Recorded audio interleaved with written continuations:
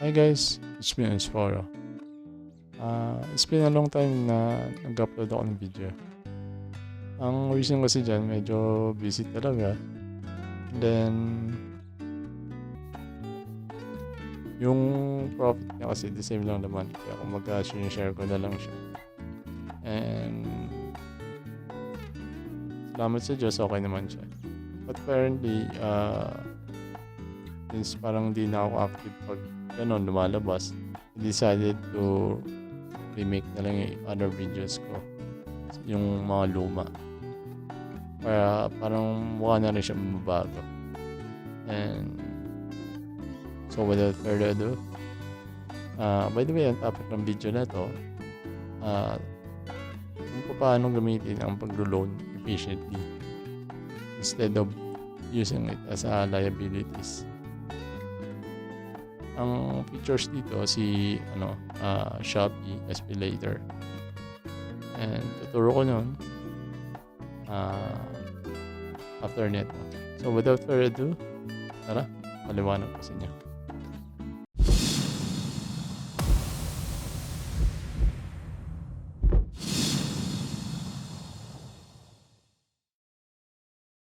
And just like what I said, gagamit ako ng Shopee dito, which is yung pinaka-features niya na SPayLater. Ang pinaka-ano nito, kung bakit ito yung isa sa pinaka-sample ko ngayon, kasi gawa ng, I'm sure yung iba sa inyo na gumagamit na ito na familiar na, lalo na sa mga sa mga gold user, gold member, pati dun sa pinakamataas pa. Kasi ano to na-unlock yung features na to once na regular customer ka ni Shop. And then ang pinaka-purpose na ito, or yung pinaka-condition niya, meron siyang 2% na interest, tapos 5 minutes approval. Pwede ka lang pumili dito na kung kailan ka, ano mo balak mo buy, pay, or in or 5 of the month. Tapos wala rin tong hidden fees. Magandaan dito, meron tong mga deals na 0%. Kung mapapansin nyo kung familiar na kayo sa paggamit nito. Bali ano yung selected, ano lang yung dealer. Ngayon, probably wondering bakit ko siya paano ko nasabi yung ano siya, or paano mo yung paggamit nito pwede maging advantage. Kung familiar kayo dun sa libro na Rich Dad Poor Dad ni Robert Kiyosaki, ang pinaka ginawa niya doon ay ng isa niyang tatay, yung entrepreneur. Nangutang siya. Bali yung concept dito,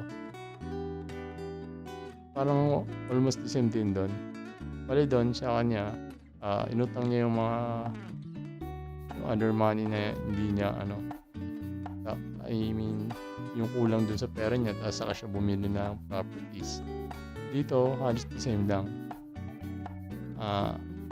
Kung makikita nyo, 50,000 yung pinaka-maximum na SPayLater na pwede mo ma-loan. Malaking bagay yun para makabili ng mga asset or pang negosyo mo. Pero make sure lang kaya mo kumbaga na-anticipate mo na kaya mo bayaran.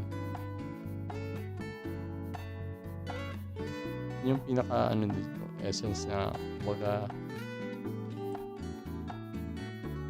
mas magandang gamitin ito as a asset instead of liabilities. Saka para na sa future nyo, and then makakatulong kasi in the long run. So kung may makita kang biglaan, gaya nga nung nangyari kay sa tatay ni Robert, na may magandang deal. Halimbawa, merong space na pwede mong mabili kaagad. Kung may natabi kang ipon, tapos i-combine mo lang dun sa SP later na makabili ka ng mga item na kailangan mo. Halimbawa, bigyan ko kayo ng idea. Mga cotton candy maker, mga ganun, yung mga pang commercial. Pwede mo siya magamit sa ganun eh. Kasi patok rin yun eh. Kumbaga, isa yun sa mga in-demand na negosyo.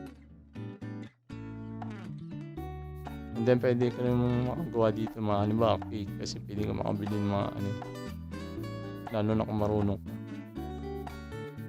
Or yung halimbawa, meron kang partner, yun, gumagawa nun. Pwede nyo maging side, business yun.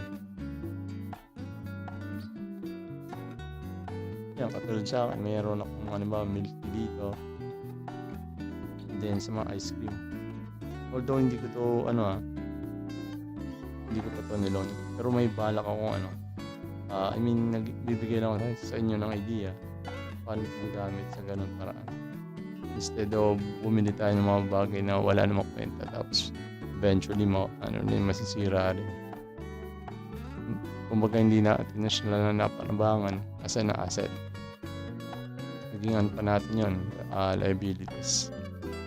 Since the only thing that's certain in this world is uncertainty.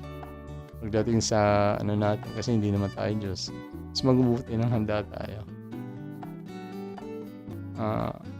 para i-secure yung mga future natin.